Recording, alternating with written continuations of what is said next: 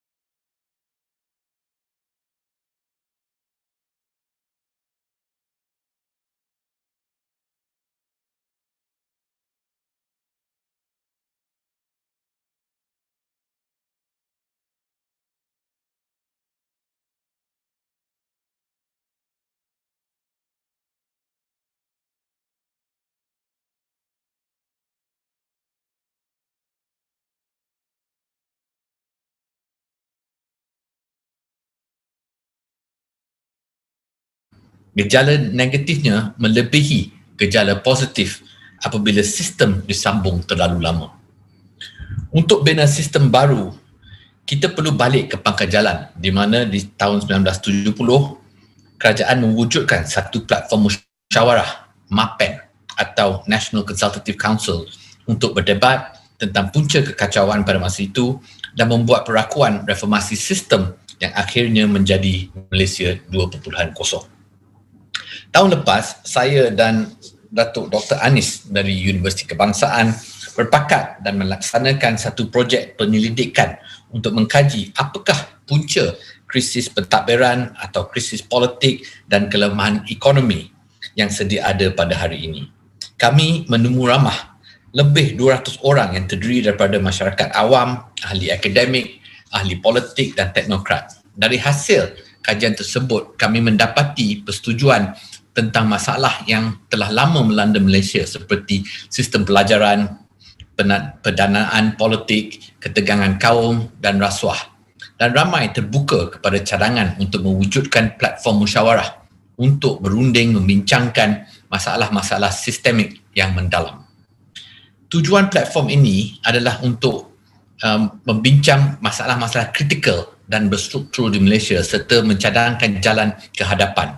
Platform ini dicadangkan untuk dinamakan Perhimpunan Rakyat atau People's Assembly. Kita melihat bahawa masalah di Malaysia ini adalah sistemik dan tidak sesuai dibahaskan di parlimen, dan cuma ahli politik yang sering memikirkan kepentingan parti politik dan pilihan raya yang akan datang. Platform seperti ini telah pun menjadi sebuah cara menjadikan reformasi yang popular di banyak negara lain seperti di Ireland yang mempunyai Citizens Assembly dan di Belgium yang mempunyai Oosterbelgen. Di dunia akademia, cara ini dinamakan deliberative democracy ataupun demokrasi musyawarah dan dilihat sebagai inovasi demokrasi abad 21. Kita boleh kata Malaysia yang dahului inovasi ini di tahun 1970. Dari segi keahlian, Perhimpunan Rakyat ini harusnya terdiri daripada rakyat Malaysia yang pelbagai kaum, agama, bangsa yang mempunyai latar belakang yang berbeza. Kita tidak harus meniru bulat-bulat modal 1970-an. Proses pemilihan ahli platform ini harus lebih telus, inklusif dan terbuka kepada semua, terutamanya dari masyarakat sivil. Tuan-tuan dan puan-puan, saya ingin mengakhiri ucapan saya dengan satu permintaan. Saya menyeru pihak kerajaan dan Majlis Raja-Raja untuk mempertimbangkan penubuhan Perhimpunan Rakyat. Saya harap anda semua pada hari ini dapat menyokong cadangan ini dan boleh kongsikan idea anda di website kita, info@mybetterfuture.org. Sekian, terima kasih. Wassalamualaikum warahmatullahi wabarakatuh. Terima kasih kepada Datuk Seri atas ucapan itu. Seterusnya, saya ingin menjemput Prof. Badnisha Syam untuk memberikan ucapannya. Silakan, Prof. Bismillahirrahmanirrahim. Alhamdulillahirrabbilalamin. Wabihi nasta'in. Mula sekali saya ingin mengucapkan Assalamualaikum warahmatullahi wabarakatuh kepada rakan panelis saya, Datuk Seri Nazir Razak dan juga Cik Faizal Aziz, dan seterusnya kepada hadirin dan hadirat yang berada di FB Live, ABIM Sinar Harian dan sebagainya. Saya ingin pertama sekali mengucapkan terima kasih kepada penganjur, iaitu tim Datuk Seri Nazir Razak yang telah menjemput saya untuk memberikan beberapa pandangan tentang Perhimpunan Rakyat ni, yang merupakan sebahagian daripada demokrasi musyawarah ataupun dalam bahasa Inggerisnya deliberative democracy. Tuan-tuan dan puan-puan sekalian, deliberative demokrasi ataupun demokrasi musyawarah ni adalah satu inovasi kepada sistem demokrasi itu sendiri. Ia bukannya perkara yang baru seperti mana disebut oleh Datuk Seri tadi, telah pun diamalkan di beberapa buah negara yang lain sebelum ini, dan juga seperti mana disebut tadi pernah juga diamalkan di negara kita sendiri pada tahun 70-an. So sebenarnya deliberative demokrasi ataupun demokrasi musyawarah ini ingin meningkatkan penglibatan rakyat dalam proses demokrasi negara. Jadi ingin memberikan empowerment ataupun pemerkasaan kepada rakyat negara kita ini supaya mereka boleh terlibat dengan lebih langsung lagi, more directly, lebih langsung lagi di dalam pengubalan dasar dan polisi negara memberi pandangan tentang hala tuju negara, memberi pandangan tentang perlunya atau jika perlunya ada perubahan kepada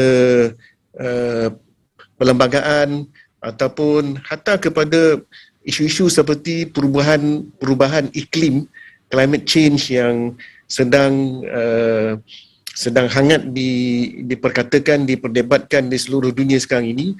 Jadi rakyat itu mempunyai ruang dan peluang untuk memberikan pandangan mereka tentang isu-isu ini, isu negara, isu lokal dan juga isu global. Jadi oleh yang demikian, peranan rakyat atau pemerkasaan suara rakyat ini dalam demokrasi musyawarah ni dapat dipertingkatkan lagi. Dia bukan hanya terhad kepada pemerkasaan rakyat ataupun penglibatan rakyat dalam pilihan raya yang diadakan 5 tahun sekali, kan? Di mana rakyat mengundi siapa yang menjadi pemimpin negara, kan? Tapi selepas itu rakyat langsung tidak mempunyai ruang dan peluang untuk mengendengahkan suara mereka, kecuali melalui pressure groups ataupun kumpulan-kumpulan tekanan seperti kumpulan masyarakat madani ataupun influencer, pempengaruh, seperti contohnya Datuk Seri Nazir Razak sendiri dan beberapa orang lain di dalam masyarakat. Jadi idea-idea suara rakyat ataupun idea daripada rakyat ni hanya boleh ketengahkan melalui saluran seperti ini. Dengan adanya perhimpunan rakyat ini, Citizen Assembly ataupun People's Assembly, dia boleh mengendengahkan suara rakyat tu dengan lebih tersusun lagi, lebih teratur, terutama sekali dalam penggubalan dasar dan polisi negara.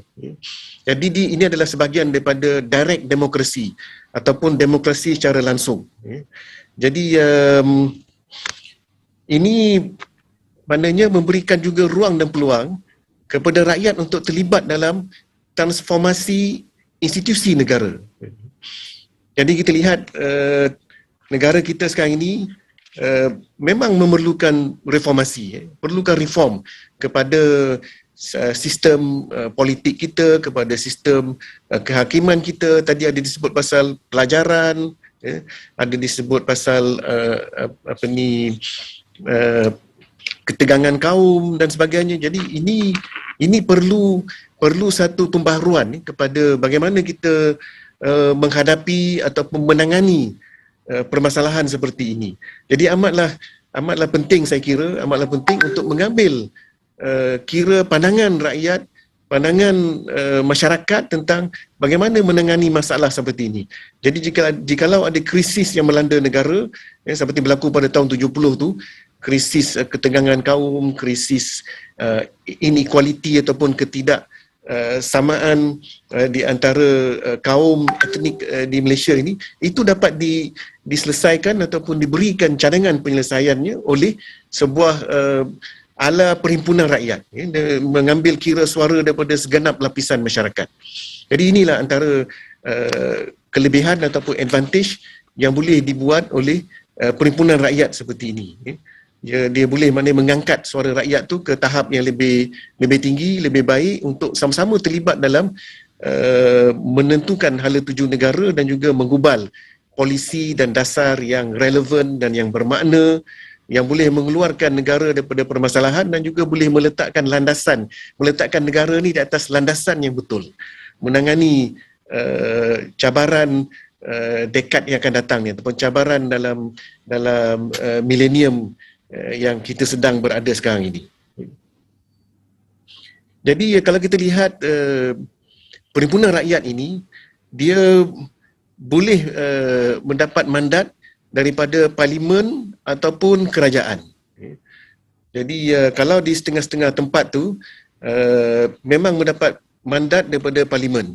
Tadi Datuk Seri ada sebut antara contohnya lah di Ireland, Citizens Assembly di Ireland itu adalah mendapat mandat ditubuhkan dan mendapat mandat daripada Parlimen Ireland sendiri. Kalau di Kanada pula, dia mendapat mandat daripada kerajaan, ditubuhkan oleh kerajaan. Begitu juga di Perancis, ditubuhkan oleh kerajaan Emmanuel Macron. Jadi Tapi perlu juga diingatkan, sayugia diingatkan bahawasanya Perhimpunan Rakyat ini, cadangan ataupun recommendation daripada Perhimpunan Rakyat ini mesti diambil serius oleh pihak yang berkuasa. So contohnya dapatan-dapatan yang didapati oleh Perhimpunan Rakyat ini, cadangan ataupun recommendationnya ataupun apa sahaja yang diusulkannya tu perlu mendapat perhatian serius daripada pihak berkuasa, terutamanya kerajaan yang terdapat pada hari itu, government of the day. Kerana tidak ada gunanya kalau ada Perhimpunan Rakyat tetapi recommendationnya ataupun cadangannya langsung tidak diambil endah ataupun tidak diambil kira dalam pengubalan dasar dan polisi negara. Jadi dia mesti beriring, penubuhan Perhimpunan Rakyat ini mesti seiring dengan satu komitmen yang serius daripada pihak berkuasa, kerajaan, untuk mengambil kira cadangan recommendation daripada Perhimpunan Rakyat ni dijadikan sebagai salah satu daripada asas pengumbalan dasar polisi ataupun perubahan kepada perlembagaan negara ataupun apa sahaja isu yang diberikan kepada Perhimpunan Rakyat ini untuk menyelesaikannya. Jadi perlu ada dua seiring ini, iaitu mandatnya dan juga komitmen untuk diambil serius cadangan dapatan daripada Perhimpunan Rakyat ni. Misalnya kalau dia ditubuhkan oleh Parlimen, maka Parlimen perlu mengambil serius tentang dapatan ini. Kalau kerajaan yang tubuhkan, maka kerajaan yang kena ambil serius tentang dapatan daripada Perhimpunan Rakyat ini. Jadi itu perlu berlaku dalam mana-mana setting ataupun mana-mana senario di dalam sesebuah negara. Contoh yang saya nak buat lagi, maknanya saya sebut tadi pasal Ireland dan sebagainya ditubuhkan oleh Parlimen. So contohnya macam citizens, Perhimpunan Rakyat di Ireland tu membincangkan tentang isu pengguguran, abortion dan seterusnya, mengeluarkan usul cadangan bagaimana untuk menangani isu pengguguran ni di Ireland. Dan dapatan mereka diambil kira dan telah pun dimasukkan ataupun digunakan sebagai asas untuk penggubalan dasar polisi mengenai pengguguran di Ireland. Di Kanada pula mereka membincang tentang election reforms ataupun reformasi pilihan raya. Dan seterusnya cadangan ini telah dibentangkan kepada Parlimen atau bentuk Parlimen dipanggil Legislature Assembly di Kanada, maknanya macam Parlimen kita lah, dibentangkan kepada Parlimen dan seterusnya dibahaskan. So itu yang menunjukkan bahawa bila berlaku ilibat urus yang ataupun engagement yang sihat seperti itu, maka Perhimpunan Rakyat ni akan lebih bermakna dan berwibawa. Jadi maknanya bila dapatannya, recommendationnya ataupun usulnya mendapat perhatian yang serius, terusnya dibahaskan dan didebatkan baik oleh Parlimen ataupun oleh pihak kerajaan, maka sudah tentu ianya akan menjadi salah satu daripada diambil sebagai asas untuk membuat dasar dan menggubal dasar dan polisi. Kalau di Perancis pula, mereka membincangkan tentang beberapa perubahan kepada perlembagaan Perancis dan juga tentang stance ataupun pendirian kerajaan terhadap perubahan iklim, climate change. Jadi maknanya isu-isu yang dibincangkan oleh Perhimpunan Rakyat ni dia berkisar tentang perkara-perkara yang besar. Perkara-perkara yang maknanya mendasari pendirian negara terhadap isu-isu yang sedang melanda negara tersebut ataupun isu yang bakal akan berkesan ataupun terkesan kepada negara itu akibat daripada isu global tadi. Jadi maknanya dia memainkan peranan yang penting dalam demokrasi musyawarah ini untuk menyediakan negara itu untuk menjadi lebih baik lagi dan juga memantapkan demokrasinya, proses demokrasinya dan juga meningkatkan suara rakyat ke suatu tahap yang lebih baik lagi supaya suara rakyat itu diambil kira dalam isu-isu yang asas, polisi dan dasar yang asas dalam negara. Untuk Perhimpunan Rakyat ni, tuan-tuan dan puan-puan sekalian, perwakilan ni mestilah datang daripada segenap lapisan masyarakat. Representative sample, representative perwakilan ni yang mewakili segenap lapisan masyarakat, kerana perhimpunan rakyat di negara-negara lain ada yang mengatakan ataupun yang menyatakan bahawa ia tidak representatif. Jadi oleh itu, kalau kita nak tubuh perhimpunan rakyat di Malaysia, negara kita ini, dia mestilah mewakili segenap lapisan masyarakat supaya tidak ada yang terpinggir ataupun yang tertinggal. Jadi maknanya walaupun perhimpunan rakyat ni tak boleh lah, maknanya dia terlampau besar sangat, nanti diskusi dalam itu pun menjadi suatu yang tidak susah untuk diluruskan ataupun dimoderatkan. Biasanya dalam 100 orang ataupun kurang pada 100 orang menganggotai perhimpunan rakyat. Tapi mereka ni mestilah mewakili segenap lapisan masyarakat tadi.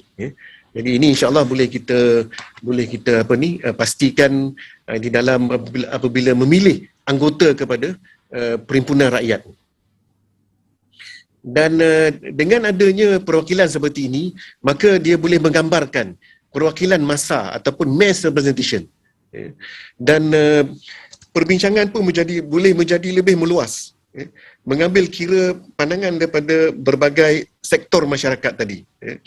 So maknanya deliberation ataupun musyawarah perbincangan yang berlaku dalam perhimpunan rakyat tadi itu boleh menyentuh ataupun boleh menanggapi suara yang datang daripada pelbagai lapisan masyarakat.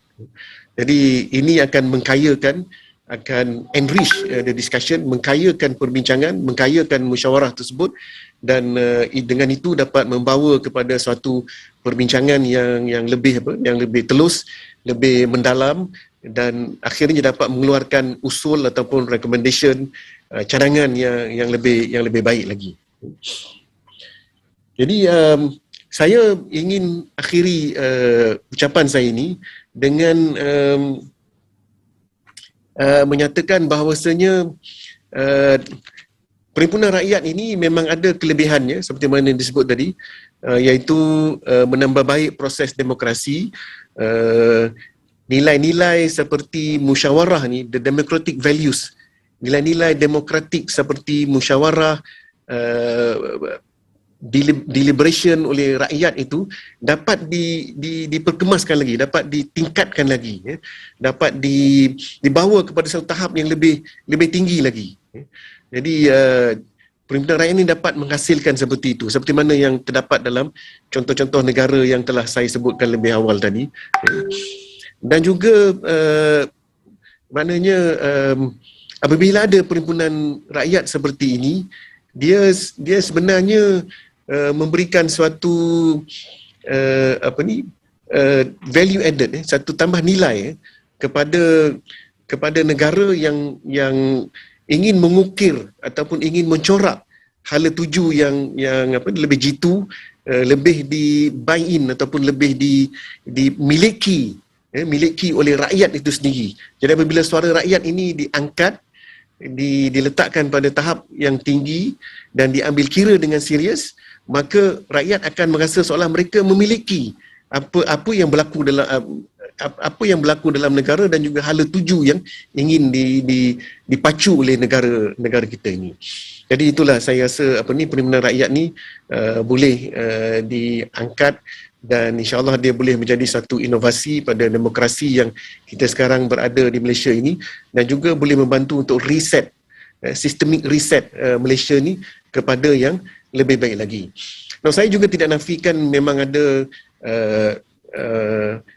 kekurangan juga kepada perhimpunan rakyat ni, tapi ini permasalahan yang seperti ini boleh dirungkaikan, boleh dirungkaikan bersama.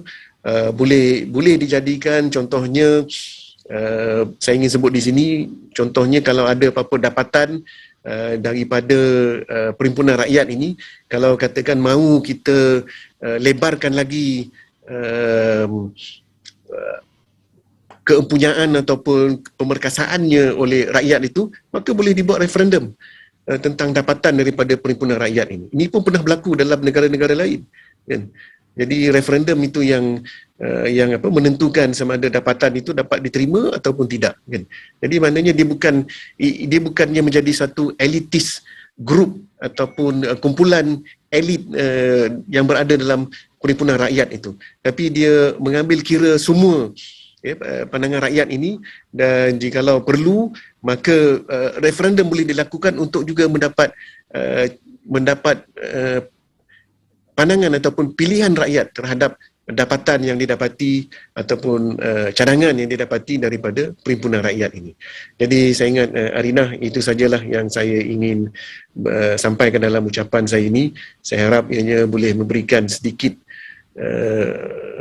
pencerahan ataupun penjelasan kepada perhimpunan rakyat ini. Sama-samalah kita insya-Allah menyokong seruan untuk kita dapat menambah baik ataupun kita buat systemic reset kepada negara tercinta kita ini, agar kita dapat mencorak hala tuju dan juga masa hadapan negara yang lebih cerah, yang lebih baik dan lebih dimiliki oleh semua rakyat. So itulah, wabillahi taufiq hidayah. Wassalamualaikum warahmatullahi wabarakatuh. Terima kasih. Terima kasih sangat Prof. Terima kasih kerana ucapan Prof yang sangat terperinci itu. So I think saya pun belajar banyak daripada ucapan Prof. Bagi mereka yang baru saja sertai webinar ini, kami sedang membincangkan cadangan Perhimpunan Rakyat, iaitu platform perundingan sebagai satu jalan ataupun satu platform untuk menyelesaikan kemelut politik di Malaysia. Dan ini, kalau sesiapa ada soalan boleh tanyakan dalam chat group ataupun di page live ABIM ataupun di Sinar Harian juga. Okey, so sekarang saya nak teruskan kepada Faisal untuk ucapan dia. Bismillahirrahmanirrahim. Assalamualaikum warahmatullahi wabarakatuh. Just short slide saya nak share. Right, boleh nampak Okey, baik.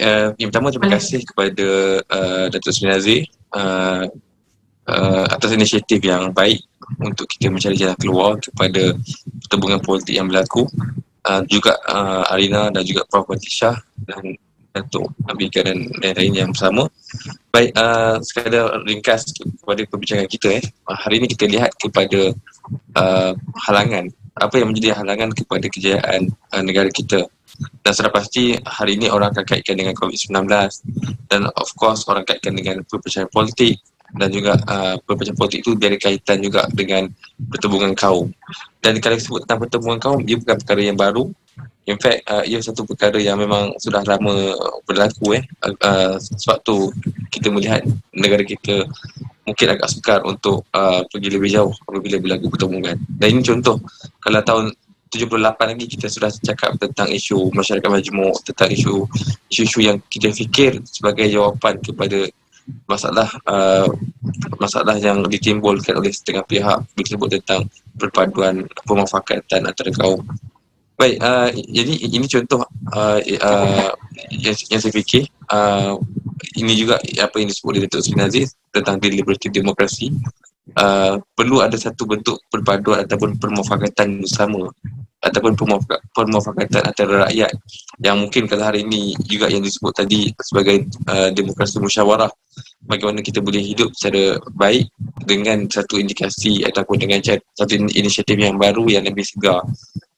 Dan ini contoh yang apabila kita sebut tentang bangsa Malaysia. Jadi mungkin saya nak sentuh sikit bila sebut tentang deliberative demokrasi.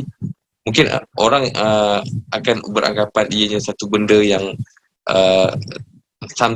certain aspect atau certain group of people dia akan lihat ia sebagai satu threat kepada kaum dan sebagainya. Dan perlu kita jelaskan bahawa sebenarnya kalau kita nak buat sebarang inisiatif, ia sebenarnya ke arah untuk pembinaan sebuah bangsa ataupun sebuah negara yang baik di masa hadapan. Sebab tu bagi saya penting bila kita sebut tentang inisiatif-inisiatif contoh pendemokrasian ataupun empowerment, ia adalah merupakan salah satu daripada nilai ataupun values yang terangkum dalam neraca bangsa Malaysia.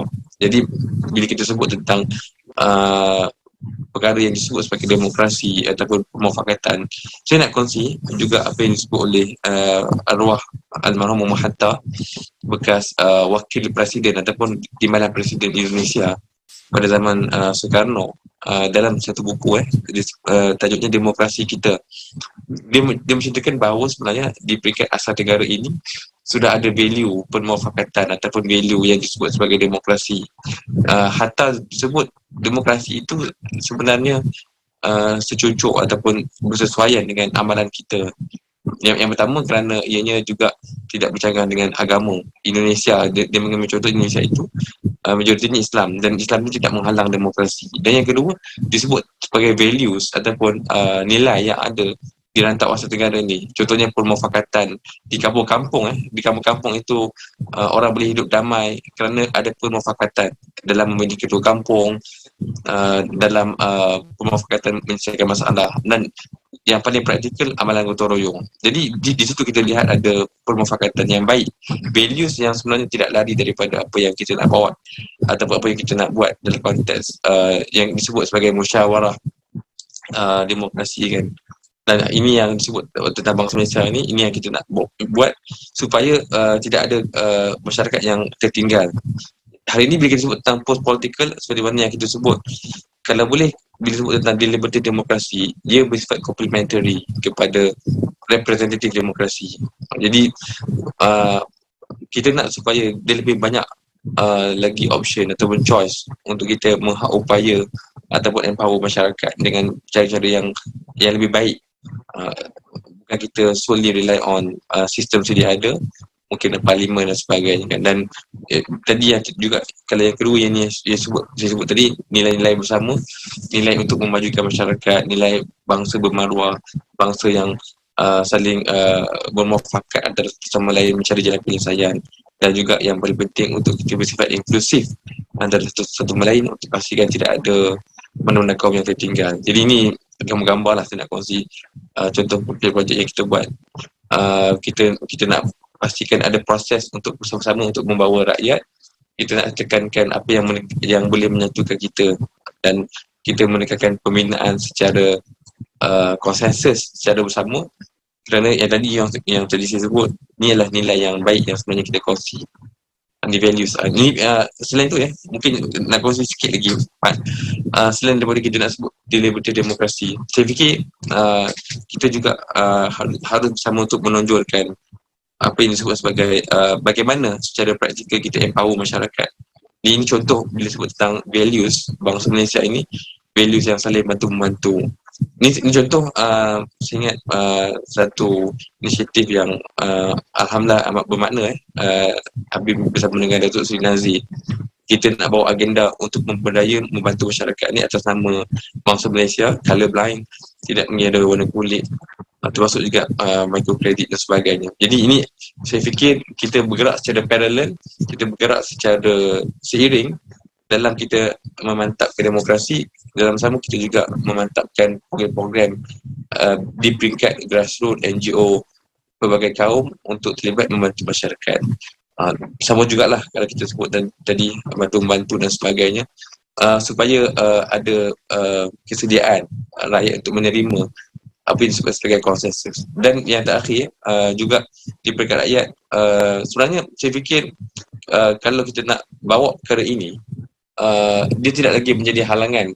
Mungkin ada orang skeptikal, dia kata kalau kita buat contoh mungkin ada orang skeptikal kalau kita buat people assembly ni, orang kata nanti rakyat akan gaduh sesama rakyat macam parlimen gaduh.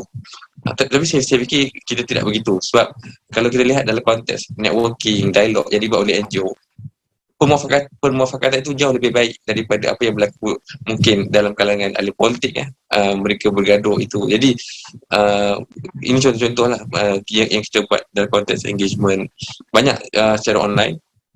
Ini contoh-contoh dengan orang asli, maksudnya mungkin ini contoh model yang inklusif. Kita libatkan semua kaum, semua dari sebesar-besar organisasi sekecil-kecil kaum lah, orang asli dan sebagainya atau orang asal dari Sabah dan Sarawak supaya adanya konsensus dan seperti mana yang saya sebut, perbincangan kita buat ni jauh lebih positif dan saya yakin dia lebih baik daripada perbincangan yang kita ada sedia ada ni lah, sisi dialog yang kita buat ini fizikal lah, dan juga program-program yang bakal berlangsung insyaAllah. Jadi saya ingat itu saja. Terima kasih Datuk Seri Nazir juga. Assalamualaikum. Saya stop share.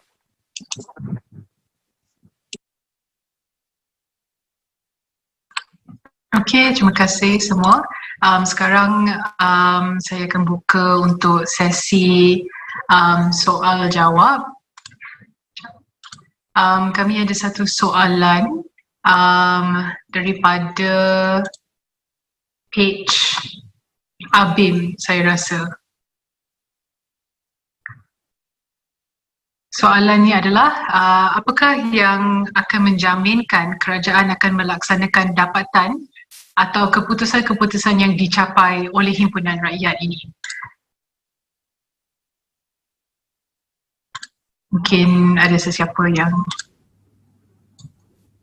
nak jawab? So, apakah yang menjaminkan kerajaan? So, sekarang himpunan rakyat ni dah ada beberapa recommendation nak mengesyorkan kepada Parlimen. So, apakah yang akan menjaminkan kerajaan akan melaksanakan dapatan ini? Mungkin Datuk Seri nak jawab dulu. Ya, I think itu tak boleh jaminkan. Kalau kita tengok di negara macam Citizens Assembly di Ireland yang kita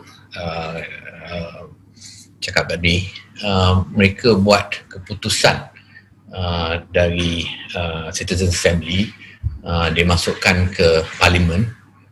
Parlimen pun tak berapa percaya recommendation dia, dan Parlimen tak tolak. Dia kata kita buat satu national referendum, dan apabila dia bawa ke referendum, 66% rakyat sokong recommendation Citizens Assembly. Itu satu contoh proses dia. Saya fikir kalau kita buat recommendation dari satu platform musyawarah kita pun patutlah beri recommendation kepada Parlimen, dan mereka boleh berdebat lah apa recommendation yang dibuat oleh Assembly ni, dan kalau diorang tak sokong, diorang pun kena jawab kepada rakyat lah. Tapi saya fikir kalau proses di Assembly kita ni patut kita buat engagement dengan rakyat juga. Jadi kita boleh sekarang dengan teknologi sekarang, isu-isu ni kita boleh buat voting dengan serta-merta. Jadi saya ingat kalau akhirnya bila recommendation daripada platform ni masuk ke Parlimen, susah diorang nak tolak, tapi tak ada garanti. Terima kasih Datuk Seri. Faisal ataupun Prof mungkin nak tambah? Saya nak tambah sikit je pada apa yang disebut oleh Datuk Seri ni. Saya setuju dengan Datuk Seri tadi. Memang kita tak boleh bagi jaminan ni bahawa perhimpunan ataupun dapatan daripada perhimpunan rakyat ini akan diambil kira kesemuanya dalam pengubalan dasar dan polisi negara. Itu saya kata tadi, kalau misalnya perhimpunan rakyat ini ditubuhkan sama ada melalui mandat Parlimen ataupun mandat kerajaan, maka dia iringannya dia perlu ada komitmen yang serius daripada Parlimen ataupun kerajaan untuk mengambil kira dapatan daripada perhimpunan rakyat ini. So bila ada komitmen yang serius tu, nanti insyaAllah itu maknanya menandakan bahawasanya dapatan tu nanti akan diperdebatkan, diperbahaskan. Ataupun kalau katakan untuk mendapat pandangan rakyat yang lebih meluas lagi tentang dapatan tu, maka referendum boleh dilakukan seperti mana yang disebut tadi. Dan ini pernah diamalkan di negara-negara lain.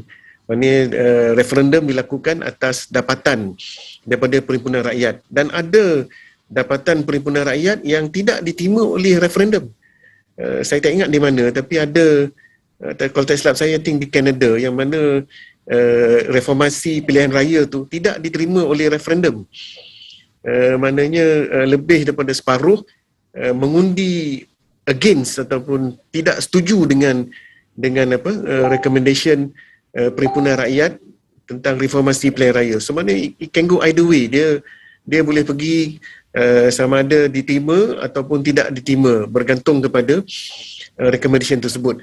Tapi saya ingin tegaskan di sini juga bahawa untuk memantapkan lagi dapatan perhimpunan rakyat ni, maka perbincangan tu perlu juga melibatkan expert ataupun pakar daripada berbagai bidang tentang sesuatu isu kan. Itu akan meningkatkan kualiti diskusi ataupun kualiti musyawarah dalam perhimpunan rakyat. Kalau hanya dibiarkan kepada perwakilan saja, ya, mungkin tak dapat kualiti yang kita perlu ada gandengan ni dengan, maknanya perbincangan perhimpunan rakyat ni bersama dengan pakar-pakar yang dijemput untuk mengkayakan perbincangan dalam perhimpunan rakyat itu. Itu insya-Allah dia akan lebih, recommendation tu ataupun usul daripada perhimpunan rakyat akan menjadi lebih dinamik dan juga lebih relevan kepada semasa, pada the konteks semasa. Jadi itulah antara perkara-perkara yang boleh digunakan, antara mekanisme yang boleh digunakan untuk memantapkan lagi diskusi dalam perhimpunan rakyat supaya mereka dapat mengeluarkan usul, cadangan, recommendation yang lebih baiklah, yang lebih jitu, lebih relevan dengan konteks semasa dan juga benar-benar dapat menyelesaikan permasalahan isu yang dikedepankan kepada perhimpunan rakyat untuk menyelesaikannya. So it is there's no, in short ataupun dalam ringkasannya, tidak ada jaminan tentang dapatan tersebut, tapi dapatan tu boleh ditingkatkan mutunya dan juga boleh ditingkatkan keberangkaliannya untuk diterima, ya, dengan adanya tadi gandengan yang lebih mantap antara perhimpunan rakyat dan juga dengan pakar-pakar tentang isu tersebut dan sebagainya. So insya-Allah saya kira ini boleh digunakanlah untuk perhimpunan rakyat. Terima kasih. Ya, mungkin ringkas saya ingat sebenarnya kita juga tadi boleh sebut tentang referendum kan, maksudnya untuk menunjukkan bahawa ada weight yang besar People Assembly ni, yang mana bermaksud dia adalah satu accountability kepada Parlimen untuk mengambil kira apa yang kita sebut sebagai apa yang disuarakan. Dalam masa sama saya fikir mungkin kalau ada kelompok pakar dari segi undang-undang, kalau boleh dibincangkan juga, contohnya bagaimana peranan People Assembly ni dimasukkan dalam contoh macam hari ni kerajaan kata nak review nak revise balik Parliamentary Services Act, maksudnya bagaimana ada alat-alat tertentu yang menjadikan perbincangan dalam People Assembly ni sebagai public document yang mana ia should be enforced, should be debated in Parliament. Contoh macam kalau kita lihat dalam Akta Suhakam, contohnya dalam Akta Suhakam ni memang menyatakan bahawa berkewajipanlah untuk Suhakam punya annual report itu dibincangkan. Dia ada timing yang disebutlah kan. Saya fikir mungkin macam mana kita nak legally kita nak pastikan ianya dibahaskan dengan tanggungjawab lah oleh Parlimen. Banyak yang boleh kita rujuk yang tadi saya sebut macam Akta Suhakam, dan juga mungkin kalau di Peringkat Belia ni kita ada Majlis Perundingan Belia Negara MPBN, yang mana MPBN itu segala apa yang dibincangkan itu wajib untuk diambil oleh KBS sebagai dasar dan sebagainya. Okay. Terima kasih. Kita terus ke soalan yang lain. Apakah perbezaan himpunan rakyat ini dengan National Consultative Council pasca krisis Mei 13 dulu? Mungkin Datuk Sri nak Ya, kalau kita tengok NCC 1970, dia masa tu kita dalam darurat ni. Kita ada kerajaan darurat dan Tun Razak semasa tu dia pilih 67 orang, dia sendiri pilih 67 orang dari pihak bisnes, pihak politik, pihak trade union dan lain-lain. Jadi dia pilih begitu saja. Saya fikir kali ini kita kena buat satu proses yang lebih telus, lebih inklusif dan tak elitis sangatlah. Itu tak sesuai, proses seperti itu tak sesuai untuk zaman sekarang. Dan juga dari segi perbincangan, saya fikir sekarang dengan teknologi hari ini kita boleh buat engagement dengan rakyat dengan senang menggunakan teknologi sekarang. Jadi itulah sikit sebanyak pelainan platform musyawarah untuk abad sekarang ni compare to 1970. Okay, Prof dan Faisal mungkin nak tambah ataupun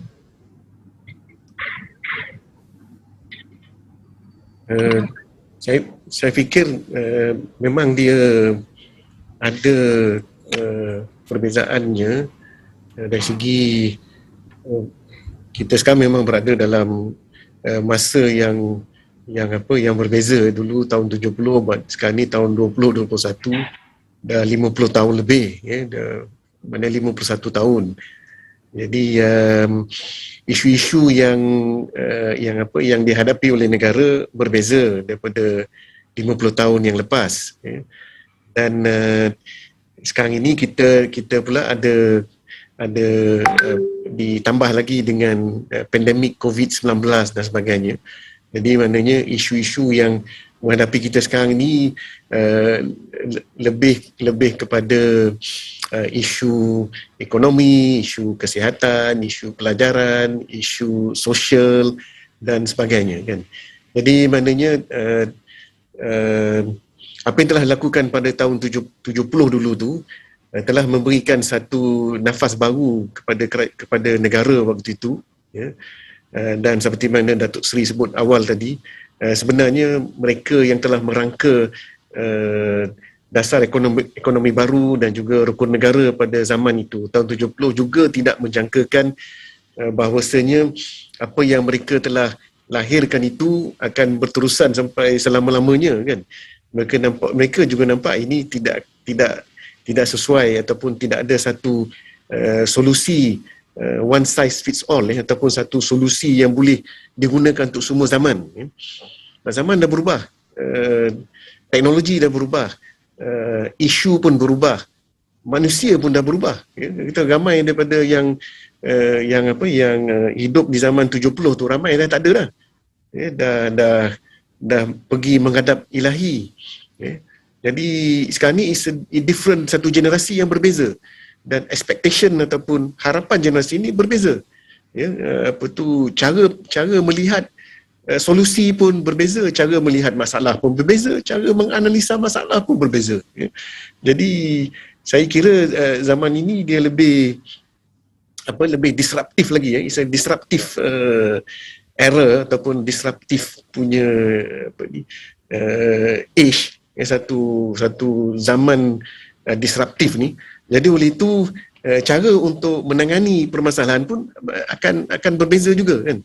Jadi perhimpunan rakyat yang dicadangkan pada hari ini tentunya berbeza dengan apa yang berlaku pada tahun 70. Cara kita untuk menyelesaikan masalah pun akan berbeza, dan cara untuk kita mendapatkan suara daripada rakyat juga berbeza. Seperti mana tadi penggunaan teknologi, sekarang ini pun dunia bukan cakap pasal IR 4.0 lagi dah, kan. Sekarang dunia bercakap tentang society 5.0. Ini pun bukan benda baru. Ini telah pun dibincangkan di negara Jepun pada tahun 2018 lagi. 3 years ago.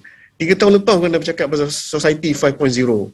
Kita baru nak rangkakan pelan ataupun pelan nasional tentang IR, Industrial Revolution 4.0.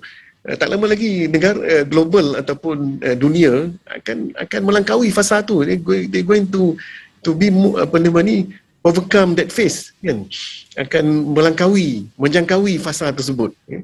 So no more talking about IR 4.0, tapi talking more about Society 5.0, di mana teknologi bukan lagi teknologi 3G, 4G, tapi 5G now. So mungkin people now already trying to develop 6G, kan? So maknanya dunia berubah dengan pantas, teknologi berubah dengan pantas. So kita kena garap ataupun kita kena gunakan teknologi terkini tadi ni untuk kita dapat mendapat pandangan tadi daripada suara rakyat tu dengan lebih apa lagi. It is possible. Kalau people talking about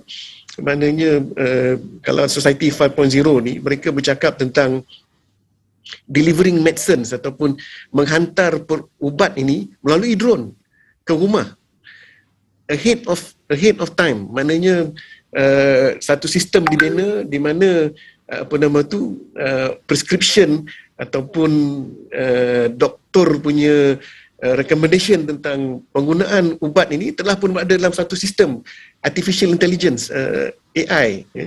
Jadi sebelum sampai pada masa ubat tu dah habis, contohnya sebelum expiry date, drone dah hantar kepada rumah pesakit tentang ubat-ubatan yang new batch, satu batch baru. So mana this is the technology people are talking about now. Even insyaAllah even more than that, kan, di masa hadapan. So maknanya perhimpunan rakyat ni bila ditubuhkan nanti, memang they've got technology at their hands, di dalam tangan mereka, dalam kuasa mereka untuk maknanya mendapat pandangan rakyat tu dengan lebih meluas lagi, just probably at the click of a orang kata click of a mouse ataupun click of a button, something like that lah, kan. So maknanya is dengan 5G pula, dengan 6G lagi pula coming, probably lagi cepat, lagi laju dia punya apa tu, kan. So maknanya this is the dunia yang kita menghadapinya, kan. Jadi dunia yang seperti ini tentunya kita kena tangani dengan cara yang berbeza daripada tahun 70, kan. Tak boleh guna apa lagi dah. So that means it'll be a different scenario, different parameter yang berbeza, and also different sets of people yang kita perlu yang mencapainya. Okay, terima kasih. Terima kasih Prof. Ada beberapa lagi soalan lagi. Mungkin saya akan highlight soalan ni sebelum Faisal pun boleh chip in later on. Ada satu soalan daripada Datuk Ambika. The people have lost faith in democracy and the electoral system in this country. How can the People's Assembly assist in strengthening these institutions? I'll have a go at that. Thank you, Ambika. I think this deliberative platform is very much a process of strengthening democracy, bringing back people's faith in our democracy, because certainly democracies all over the world actually are suffering from a recession driven by populism as well as the flaws in representative democracy. I mean, the whole notion of deliberative democracy has come out of that frustration. I mean, the idea that I vote for you and then over the next 5 years you decide for me on everything, and I think you're voting on my behalf, but actually you're voting according to what your party wants you to do, or what is in your best interest for the next election. So then people have been frustrated with that, and involves new innovations, and one of it is deliberative democracy.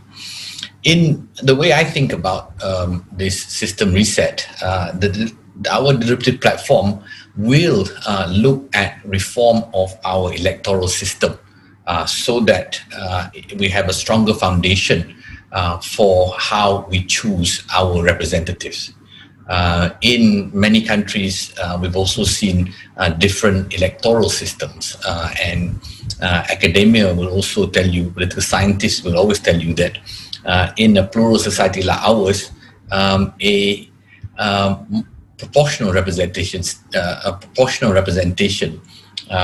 is more effective than the first past the post system that we have. So I think if we have a better way of electing our MPs, we have a better chance of getting MPs that are more representative and responsive to the population.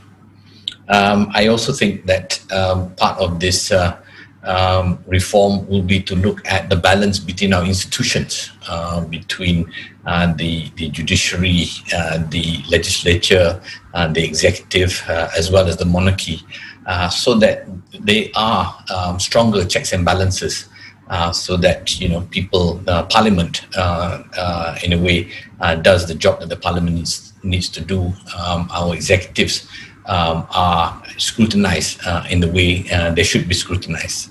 One of the issues, as already spoken about, is the fact that in our system, it seems that the referees for political competition is actually controlled by the winner. And that's not good in terms of checks and balances. So I do think that in any reconstruction, we must have a much stronger referee to political competition, so that you can actually have political funding reform. As you know, political funding reform has been tried and not successful, because ultimately it's about transparency. But how is the opposition ever going to be transparent with their funding if they think that the enforcers of the law are actually controlled by their opponents? It doesn't work. There must be truly independent bodies governing how our parties compete in elections and also throughout their tenure in Parliament. So those are just some of my broad thoughts. But I do think that this is a way that we can strengthen our democracy and strengthen the trust that people have in our democratic system. Saya Datuk Sri. Faisal, mungkin ada tambahan? Yeah, just a short. In order to strengthen the institution, we must be ready to innovate. So having this people assembly, that means we are ready to innovate the system. So innovation, if we can innovate creatively, this kind of system, that is part of the process of strengthening the institution. To say, thank you. Prof, ada input lagi? Okay, sikit je. Saya rasa soalan Datuk Ambiga tu menarik, dan memang kalau kita lihat perhimpunan rakyat yang kita sebutkan pada malam ini, sebenarnya dia adalah bertujuan untuk menguatkan lagi peranan dan fungsi parlimen tu. Okay. Jadi parlimen adalah satu institusi semak dan imbang, check and balance terhadap kerajaan yang sedia ada. Terus kita ada pembukaan kuasa di Malaysia ni, kita ada institusi kehakiman, institusi legislatif dan juga institusi eksekutif kerajaan. Institusi legislatif adalah parlimen. Jadi maknanya untuk supaya parlimen itu menjadi satu institusi yang lebih efektif dan mengendengahkan suara rakyat yang lebih meluas lagi, maka perhimpunan rakyat ni salah satu daripada cara ataupun inovasi yang disebutkan oleh Saudara Faisal tadi, satu inovasi yang boleh membantu untuk menguatkan peranan institusi parlimen itu sebagai suatu institusi semak dan imbang yang efektif. Kerana bila kita